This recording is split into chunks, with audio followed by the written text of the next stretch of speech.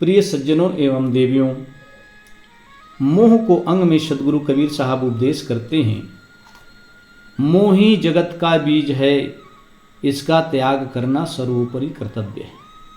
सदगुरु कबीर साहब जो है मोह के संबंध में बताते हैं, क्योंकि जगत में मोह ही एक बीज है जो आवागमन के चक्र में डालता है, और जब तक इसका त्याग नहीं होगा तब तक इस जीवन का कल्याण भी नहीं हो सकता।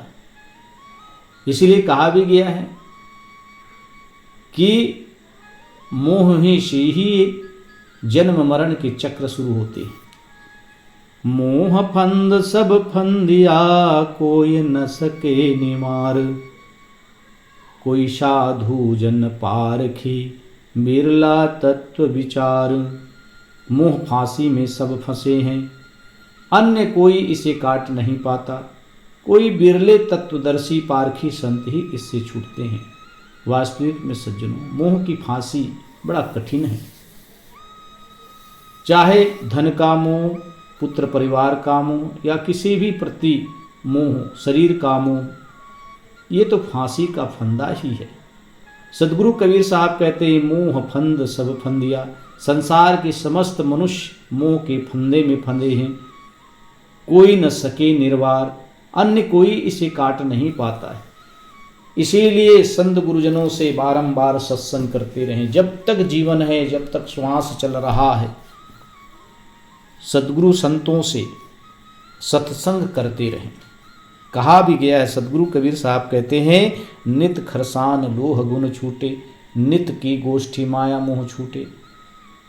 जिस प्रकार से खरसान में नित्य जंग लगा हुए लोहे को चढ़ाते हैं तो उसमें चमक आ जाती है, उसी प्रकार नित्य गोष्ठी, नित्य सत्संग करने से माया मोह नष्ट होते हैं। तो साहिब कहते हैं, कोई बिरले तत्वदर्शी पारखी संत ही से छूटते हैं। जो तत्वदर्शी है, आत्मज्ञानी महापुरुष ही इस मोह फंद से छूटते हैं। नित संसार के सारे लोग, समस्त प्राणी मोह के फंदे में फंदा हुआ है। मोह से निकलना बड़ा मुश्किल है। जब घट मोह समाइया, सबे भया अंधियार, निर्मोह ज्ञान विचार के, साधु उतरे पार। मोह जब हृदय में समाता है तब सब प्रकार से अंधियारी हो जाती है। मोह रहित ज्ञान विचार में रत होकर संत जन ही भवाब्धि से पार होते हैं। सदगुरु कबीर साहब कहते हैं, जब आदमी के जीवन में मोह समा जाता है तो उसे सत्य और असत्य का ज्ञान नहीं होता। वह असत्य को भी, झूठ को भी सत्य मानने लगता है। इसीलिए कहा गया है, तुलसीदास जी कहते हैं, मोह सकल व्याधिन कर मूला, तेहिते उपजत पुनि बहुशूला। समस्त दुखों की जननी मोह है, और उसी से समस्त दुख उत्पन्न होते हैं। इसलिए सदगुरु कबीर साहब कहते हैं, जिसके हृदय में, जिसके मन में मोह समा गया तो उसे कुछ दिखाई नहीं देता, सब अंधियारा ही दिखाई पड़ता है।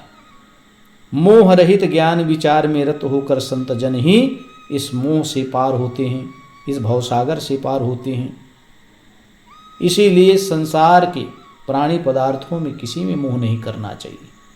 सज्जनों, हमारा जन्म हुआ था तो हम क्या लेकर के आए थे? यहाँ तो हमारा एक कौड़ी भी नहीं है, एक दाना भी नहीं है। जिस शरीर में हम निवास करते हैं वह शरीर भी उधारी का है। पंच तत्वों से, प्रकृति से लिया हुआ यह शरीर, इसको भी हम एक दिन छोड़ करके चले जाएंगे। लेकिन सदगुरु कबीर साहब कहते हैं, ऐसे मनन करता है, चिंतन करता है कि मैं इस शरीर में मुसाफिर हूँ, यह शरीर मेरा नहीं है। मैं तो कुछ समय के लिए आत्म कल्याण करने के लिए आया हूँ। मिल गए प्राणी पदार्थ, मिल गए परिवार, मिल गए माता पिता, मिल गए भाई बंधु, मिल गए पुत्र पुत्री, मिल गए, बस कुछ समय के लिए मिले हुए हैं। लेकिन हम अज्ञानतावश इसमें मोह कर लेते हैं, और यही मोह तो संपूर्ण दुखों का कारण है। यही मोह बार बार इस संसार में जन्म मरण के चक्र में डाल देते हैं।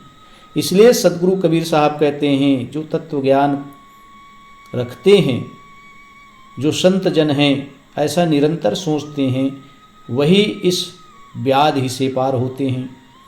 जहाँ लगी सब संसार है, मिरग सबन को मोह, सुर नर नाग पताल यरु, ऋषि मुनि वर सब मोजोह। सुर नर पताल के नाग एवं ऋषि मुनि जहाँ तक संसार में देखा जाता है, मोह पशु ने सबको मोह लिया है। सदगुरु कबीर साहब कहते हैं संसार में ऐसा कोई नहीं है जो मोह पशु से बंधा ना हो। मोह पशु ने किसको नहीं बांधा है। इसीलिए सदगुरु कबीर साहब सावधान करते हैं कि मोह से सावधान रहो, बार बार चिंतन करो, ध्यान में डूबो। जब तक ध्यान में नहीं डूबोगे, आत्मचिंतन नहीं करोगे, मोह ममता छूटने वाला नहीं। इसलिए सज्जनों, सदगुरु उदाहरण देकर कहते हैं सूर नर मुनि जगत के सभी लोग इस मोह की रस्सी में बंधे हुए हैं। मोह रूपी पशु ने सबको मोह लिया है। तो सदगुरु हम सबको सजग करते हैं, सावधान करते हैं, इस मोह से सावधान रहो। सुर नर ऋषि मुनि सब फंसे, मृग तृष्णा जग मोह, मोह रूप संसार है, गिरे मोह निधि जोह। सूर नर मुनि ऋषि सब जगत के मोह रूपी मृग तृष्णा में फंसे हैं। यह संसार ही मोह रूप है। जब जीव मोह समुद्र में गिरे और देखे जाते हैं कि सभी संसार के मनुष्य मोह रूपी समुद्र में गिरे हुए हैं, तो साहब कहते हैं क्या सूर नर मुनि ऋषि सब मोह की तृष्णा में बंधे हुए हैं। संसार में ऐसा कोई नहीं जो मोह की तृष्णा ना बंधा। इसीलिए सदगुरु बारंबार कहते हैं कि मोह से सावधान रहो। मोह ने सबको बांध रखा है।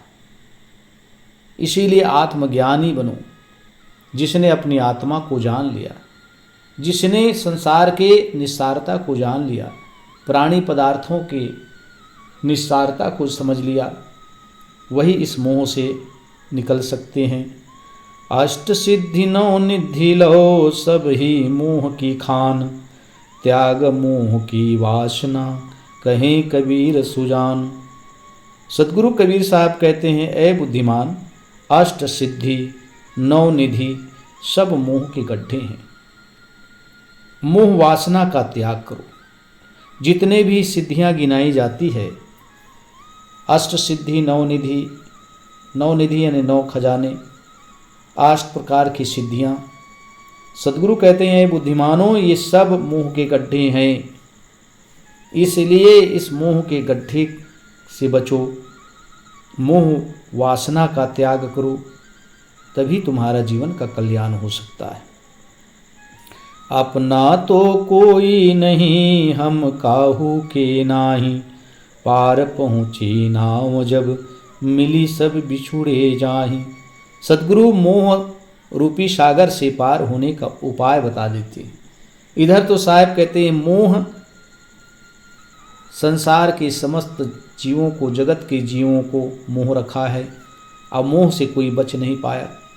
और यहाँ पर मोह से पार होने की बात कहते हैं, मोह से छूटने की बात कहते हैं कि हमारा संसार में कुछ भी नहीं, हम भी किसी के नहीं हैं। जैसे नाव का जब नदी के पार पहुँची तब मिले हुए सब बिछुड़ जाते हैं। साहब कहते हैं कि संसार में हमारा कुछ भी नहीं और हम किसी के नहीं, ना हमारा इस संसार में कुछ है और ना हम किसी के हैं। जिस प्रकार से नौका में बैठकर हम नदी पार होते हैं तो सारे चीज छूट जाते हैं, यानी नदी का छोर छूट जाता है और हम उस पार पहुंच जाते हैं। उसी प्रकार से सब जो है नदी के किनारे की तरह है, थोड़े समय के लिए मिले हैं, एक दिन सबसे भी छूट जाएंगे, तो किसका मोह करें। यह शरीर भी धीरे धीरे नष्ट हो रहा है, हम मौत की तरफ बढ़ रहे हैं। यहाँ संसार में मोह करने जैसी कोई वस्तु नहीं है, कोई प्राणी नहीं। जिसे हम अपना कहते हैं, बेटा बेटी को अपना कहते हैं। बेटा का विवाह होता है वो बहू की हो जाती है, बेटी का विवाह होता है वह तो दामाद का हो जाता है। धन भी पुत्र बांट लेते हैं, घर मकान पुत्र बांट लेते हैं, तो हमारा इस संसार में क्या है? धीरे धीरे यह शरीर भी छोड़ते जा रहा है, एक दिन शरीर भी छोड़ देगा। इसलिए सज्जनों नित्य चिंतन करते रहना चाहिए। इसलिए सद्गुरु कबीर साहब मोह को छोड़ने के लिए उपाय बताते हैं कि आसानी से आप मोह के बंधन से मुक्त हो सकते हैं। अपना तो कोई नहीं देखा ठोंकी बजाए, अपना अपना क्या करे मोह भरम लपटाए। सद्गुरु कबीर साहब कहते हैं, ठोंक बजा कर देख लिया, इस संसार में अपना कोई नहीं है। ऐ मनुष्य, भ्रमपूर्ण मोह में लिपटकर अपना अपना क्या करता है। जो लोग अपना अपना कहते हैं ना, वो भ्रम में है। इस संसार में अपना क्या है? सद्गुरु कहते हैं, ठोंक बजा कर देख लिया, अपना इस संसार में कोई नहीं। अपना तो कोई नहीं देखा ठोंकी बजाए। अब वास्तविक में नंगे आए थे, अब इस नंगे शरीर को भी छोड़कर चले जाएंगे, तो इस संसार में अपना क्या है? ऐ मनुष्य, तू अपना कह करके भ्रम में डूबा हुआ है, भ्रम के मोह में लटका हुआ है। भ्रम के मोह की फांसी तुझे एक दिन नष्ट कर देंगे। अपना अपना क्या करे? ऐ भोले इंसान, ये अज्ञानी इंसान अपना अपना क्या कहता है? यहाँ अपना कुछ भी नहीं है। मोह भरम लपटाए, अब इस भ्रम में तुम लपटे हो कि मेरा है मेरा है। इसलिए सद्गुरु सावधान करते हैं कि जरा ठोंक बजा कर देख लो कि अपना क्या है। कुछ भी अपना नहीं है। इसलिए सज्जनों, किसी भी प्राणी पदार्थ के मोह में व्यर्थ नहीं पड़ना चाहिए। मोह नदी विकराल है, कोई न उतरे पार, सद्गुरु के वट साथ ले, हंस होय उस न्यार। साहब कहते हैं, मोह की नदी भयंकर है, अन्य कोई इससे पार नहीं जाता। सद्गुरु रूपी केवट का साथ लेकर बुद्धिमान मनुष्य ही मोह से पार पाता है।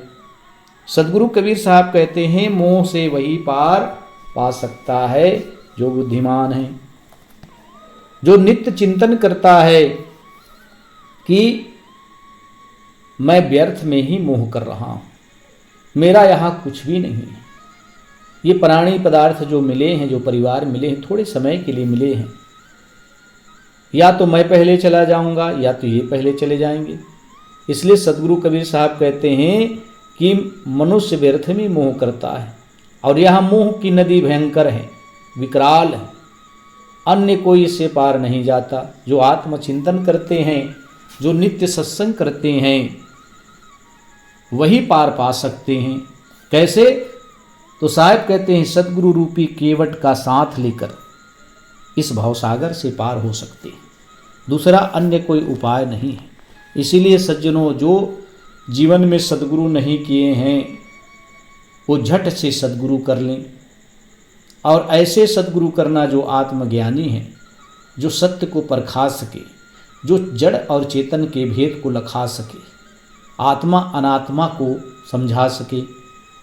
नहीं तो फिर आप गुरु करेंगे और वो जड़ देवी देवताओं में आपको फंसा देंगे।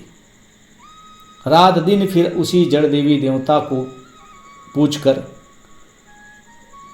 उसी में माथा खपाते रहेंगे, कुछ लाभ नहीं होगा। इसलिए सज्जनों, जितना हो सके आप संत गुरुजनों का सत्संग करते रहें। और मन में कोई शंका है तो संत गुरुजनों से समाधान कर लें, बहुत ही आसान है। लेकिन जब तक चिंतन नहीं करेंगे तब तक आपको आत्मबोध नहीं हो सकता, सत्य का ज्ञान नहीं हो सकता। सत्य की पहली परख करना होगा। इसलिए साहिब कहते हैं, सद्गुरु केवट साथ ले, हंस होए उस न्यार। इस मोह रूपी सागर से सद्गुरु रूपी केवट के शरण में रहकर पार हो सकते हैं, अन्य कोई उपाय नहीं। एक मोह के कारणे भरत धरी दुई देह, ते नर कैसे छूटी हैं जिनके बहुत स्नेह। सद्गुरु कबीर साहब कहते हैं, जड़ भरत का उदाहरण देते हैं कि एक मृगा शावक के मुंह में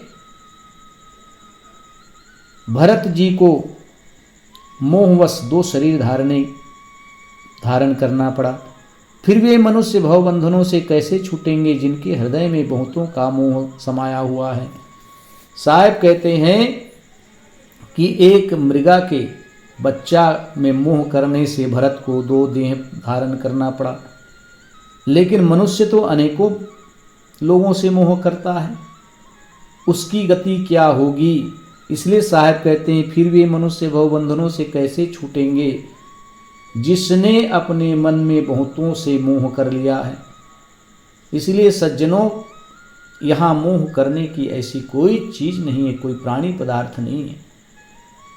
मोह मत करो, और मोह से ही तो सारा संसार ग्रसित है। सदगुरु कबीर साहब कहते हैं माया मोह सकल संसारा, यह विचार न काहू विचारा। पूरे संसार में माया के मोह में ही तो जीव फंसा हुआ है। तो साहेब जड़ भरत का उदाहरण देते हैं कि जो भरत थे उसने मृगा के बच्चा में मोह कर लिए, तो उसको पुनः शरीर धारण करना पड़ा। अब हम तो कईयों से मोह करते, तो कितने जन्म हमको लेने पड़ेंगे। तो सदगुरु सावधान करते हैं, ऐ मनुष्य सावधान हो जाओ, प्राणी पदार्थों मोह करके अपने जीवन को नष्ट ना करो, बल्कि अपने कल्याण के लिए विचार करो, चिंतन करो, क्योंकि जीवन बहुत कीमती है, समय बीता जा रहा है। आदमी 60 साल जीता है, 70 साल जीता है, 40 वर्ष तक जीता है, 80-90 तक जीता है, लेकिन जीवन में सफलता नहीं प्राप्त कर सकता। जो चीज़ प्राप्त करना चाहिए वह प्राप्त नहीं करता है, पूरे जीवन संसार के मोह में लटका रहता है और पूरा जीवन को उसी में खपा देता है। सज्जनों, ऐसे जीव की कभी भी सद्गति नहीं हो सकती है। तो सद्गति के लिए संसार के प्राणी पदार्थों के मोह को त्याग कर अपने आत्मा स्वरूप में लीन होकर निरंतर चिंतन करते रहना चाहिए, जिससे हमारा कल्याण हो सके,